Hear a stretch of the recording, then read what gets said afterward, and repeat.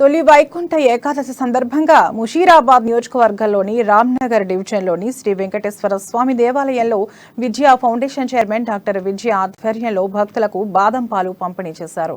వేకువజాము నుంచే భక్తులు భారీగా తరలివచ్చి స్వామివారిని దర్శించుకున్నారు. ప్రతి సంవత్సరంలాగే ఈ సంవత్సరం కూడా వారు శ్రీవారి సేవ చేసుకున్నారు. భక్తులకు ఎలాంటి ఇబ్బందులు కలగకుండా ఆలయ నిర్వాహకులు అన్ని ఏర్పాట్లు పూర్తి చేశారు.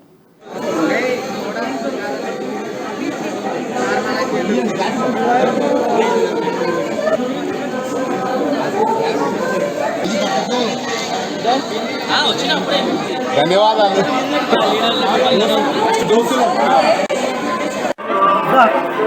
నేను డాక్టర్ విజయ డెంటల్ నుంచి ఈ రోజు విజయ ఫౌండేషన్ తరఫున శ్రీ చిక్కడపల్లి వెంకటేశ్వర స్వామి టెంపుల్ దగ్గర బాదాం మిల్క్ ని మన భక్తులకి పంపిణీ చేయడం జరిగింది. దాంతోపాటు మౌత్ మాస్క్ కూడా ఇచ్చాము. అంటే అరౌండ్ మార్నింగ్ 5 o'clock నుంచి స్టార్ట్ చేసాము.